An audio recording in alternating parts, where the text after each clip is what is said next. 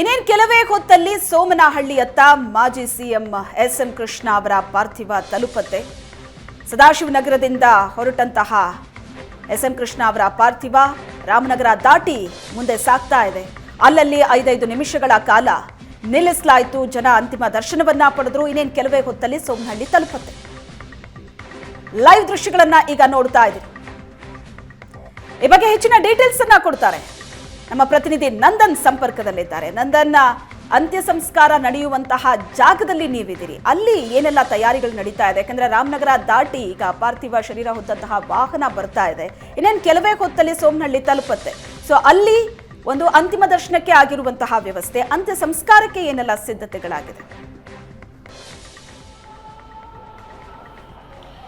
ಶ್ವೇತಾ, ಸದಾಶಿವನಗರದಿಂದ ಎಸ್.ಎಂ.ಕೆ ಅವರ ಪಾರ್ಥಿವ ಶರೀರ ಹುಟ್ಟೂರು ಸೋಮನಹಳ್ಳಿಯತ್ತ ಬರ್ತಾ ಇದೆ. ಈಗ ಸದ್ಯದ ಮಾಹಿತಿ ಪ್ರಕಾರ ರಾಮನಗರ ದಾಟಿ ಪಾರ್ಥಿವ ಶರೀರ ಹುಟ್ಟೂರಿನತ್ತ ಬರ್ತಾ ಇರತಕ್ಕಂಥದ್ದು. ಅಂದರೆ ರಸ್ತೆಯ ಇಕ್ಕಳೆಗಳಲ್ಲಿ ನಿಂತು ಅವರ ಅಂತಿಮ ದರ್ಶನವನ್ನು ಜನರು ಕೂಡ ಪಡ್ಕೊಳ್ತಾ ಇದ್ದಾರೆ.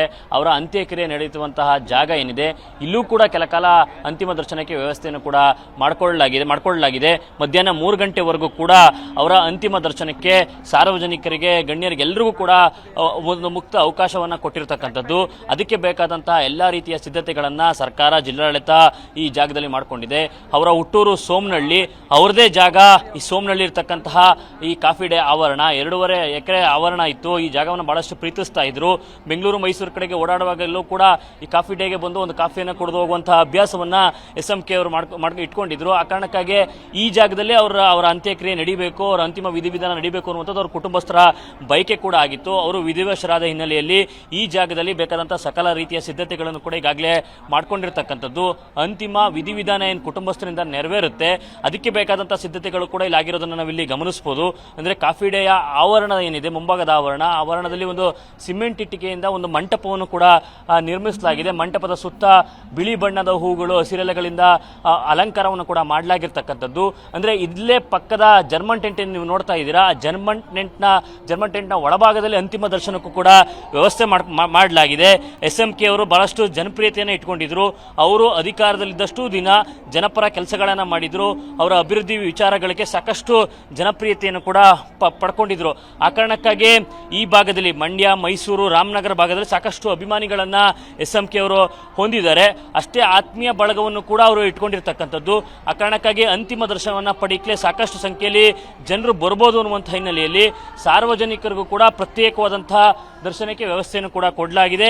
ಹಾಗೆ ಪಕ್ಷಾತೀತವಾದ ನಾಯಕ, ಎಲ್ಲ ಪಕ್ಷದಲ್ಲೂ ಕೂಡ ಅವರಿಗೆ ಪರಿಚಯಸ್ಥರಿದ್ರು, ಆತ್ಮೀಯರಿದ್ರು. ಆ ಕಾರಣಕ್ಕಾಗಿ ಎಲ್ಲ ಪಕ್ಷದಿಂದಲೂ ಕೂಡ ಅವರ ಅಂತಿಮ ದರ್ಶನಕ್ಕೆ ಬರ್ಬೋದು. ಆ ಕಾರಣಕ್ಕಾಗಿ ಗಣ್ಯರಿಗೆ ಪ್ರತ್ಯೇಕ ವ್ಯವಸ್ಥೆಯನ್ನು ಕೂಡ ಮಾಡಿಕೊಳ್ಳಲಾಗಿದೆ. ಇನ್ನು ಅವ್ರದ್ದೊಂದು ದೊಡ್ಡ ಕುಟುಂಬ, ಮದ್ದೂರಿನ ಮಲ್ಲೆ ಅವರ ಕುಟುಂಬ ಅಂತ ಬಹಳ ಹೆಸರಾಂತ ಕುಟುಂಬ. ಆ ಕಾರಣಕ್ಕಾಗಿ ಅವ್ರ ಸಂಬಂಧಿಕರು ಕೂಡ ದೊಡ್ಡ ಮಟ್ಟದಲ್ಲಿ ಇರ್ತಾರೆ.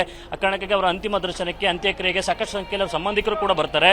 ಅವರು ಎಲ್ಲೂ ಕೂಡ ಗೊಂದಲಕ್ಕೆ ಒಳಗಾಗಬಾರ್ದು ಅನ್ನುವಂಥ ಕಾರಣಕ್ಕಾಗಿ ಕಾಫಿ ಡೇ ಆವರಣ ಏನಿದೆ, ಅಲ್ಲಿ ಪ್ರತ್ಯೇಕವಾದಂತಹ ಒಂದು ಕಂಪಾರ್ಟ್ಮೆಂಟ್ ಅನ್ನ ಮಾಡಿ ಅಲ್ಲೂ ಕೂಡ ಜರ್ಮನ್ ಟೆಂಟ್ ಅನ್ನು ಅಳವಡಿಸಿ ಅವರ ಕುಟುಂಬ ವರ್ಗದವರು ಅಲ್ಲಿ ಕುಳಿತು ಅಂತಿಮ ವಿಧಿವಿಧಾನಗಳನ್ನ ನೋಡ್ಲಿಕ್ಕೆ ಒಂದು ವ್ಯವಸ್ಥೆಯನ್ನು ಕೂಡ ಮಾಡಿಕೊಳ್ಳಲಾಗಿರ್ತಕ್ಕಂಥದ್ದು. ಇನ್ನು ಒಕ್ಕಲಿಗ ಸಂಪ್ರದಾಯದಂತೆ ಅವರ ಅಂತಿಮ ವಿಧಿವಿಧಾನಗಳು ಕೂಡ ನೆರವೇರುತ್ತೆ. ಸಿದ್ಧಾರ್ಥ ಅವರ ಮಗ ಅಂದ್ರೆ ಎಸ್.ಎಂ.ಕೆ ಕೃಷ್ಣ ಅವರ ಮೊಮ್ಮಗ ಅಮರ್ತ್ಯ ಅವರು ಅಂತಿಮ ವಿಧಿವಿಧಾನಗಳನ್ನ ನೆರವೇರಿಸ್ತಾರೆ ಅಂತೇಳಿ ಅವರ ಕುಟುಂಬ ಮೂಲಗಳು ಹೇಳ್ತಾ ಇರ್ತಕ್ಕಂಥದ್ದು.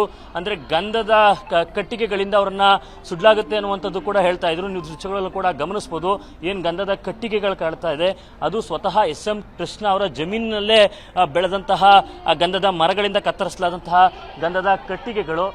ಇನ್ನು ಸಕಲ ಸರ್ಕಾರಿ ಗೌರವಗಳೊಂದಿಗೆ ಅವರ ಅಂತ್ಯಕ್ರಿಯೆ ನಡೆಸಿಕೊಳ್ಳಲಾಗುವುದು ಅಂತ ಹೇಳಿ ಜಿಲ್ಲಾಡಳಿತ ಕೂಡ ಹೇಳಿತ್ತು. ಸರ್ಕಾರದಿಂದಲೂ ಕೂಡ ಅದರ ಸಿದ್ಧತೆಗಳು ಕೂಡ ಆಗ್ತಾ ಇತ್ತು. ಆ ಕಾರಣಕ್ಕಾಗಿ ಪೊಲೀಸ್ನ ಸಿಬ್ಬಂದಿಗಳ ನಿಯೋಜನೆ ಆಗ್ತಾ ಇದೆ. ಪೊಲೀಸ್ ಬ್ಯಾಂಡ್ ಬಂದಿದೆ. ಅಂದರೆ ಸಕಲ ಸರ್ಕಾರಿ ಮರ್ಯಾದೆಗಳೊಂದಿಗೆ ಅವರನ್ನು ಬೀಳ್ಕೊಡ್ಬೇಕು ಅನ್ನುವಂಥದ್ದು ಕೂಡ ಇಲ್ಲಿ ಆಗ್ತಾ ಇರ್ತಕ್ಕಂತಹ ಸಿದ್ಧತೆಗಳು. ಅಂದರೆ ಇನ್ನೇನು ಕೆಲವೇ ಹೊತ್ತಿನಲ್ಲಿ ಪಾರ್ಥಿವ ಶರೀರ ಕೂಡ ಈ ಅಂತ್ಯ ಸಂಸ್ಕಾರದ ಸ್ಥಳಕ್ಕೆ ಬಂದು ತಲುಪುವಂಥದ್ದು. ಆ ಕಾರಣಕ್ಕಾಗಿ ಸಾಕಷ್ಟು ಗಣ್ಯರು ಬರ್ತಾ ಇರೋದನ್ನು ನಾವಿಲ್ಲಿ ಗಮನಿಸಬಹುದು. ಈಗಾಗಲೇ ಸಚಿವ ಸಂಪುಟದ ಹಲವು ಸದಸ್ಯರುಗಳು ಕೂಡ ಬಂದರು. ಚಲುವರಾಯಸ್ವಾಮಿ ಅವರಿದ್ದರು, ಸೇರಿದಂತೆ ಹಲವು ನಾಯಕರುಗಳಿದ್ರು.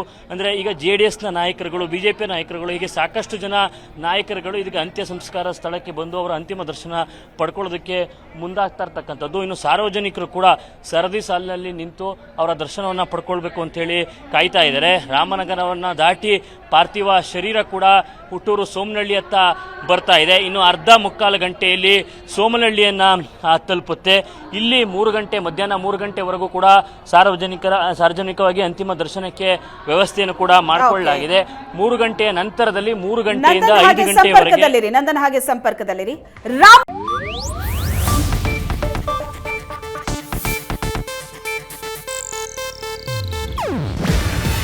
ಇದು ಏಷ್ಯಾನೆಟ್ ನ್ಯೂಸ್ ನೆಟ್ವರ್ಕ್ ಪ್ರಸ್ತುತಿ. ನೀವು ನೋಡ್ತಿದ್ದೀರಾ ಏಷ್ಯಾನೆಟ್ ಸುವರ್ಣ ನ್ಯೂಸ್.